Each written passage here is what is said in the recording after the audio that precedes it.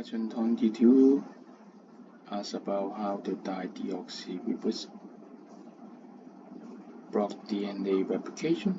So the normal one is here. The dideoxyribonucleic is here. It prohibits the DNA replication. How? So first you have to remember how the deoxyribonucleic works. Okay, first this part is connected to the base, and this part is connected to the phosphate. Here, and then the other phosphate is connected with this OH. So the phosphate sugar bond form the dideoxyribonucleic and also forming the base pair.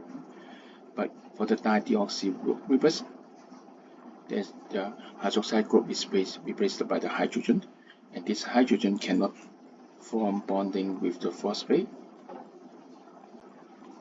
So the phosphate sugar bond is prevented from forming. The base is okay. So look at all the options. Which one is correct? Yes. C is correct. Prevent formation of sugar for phase bond at this point. Thank you.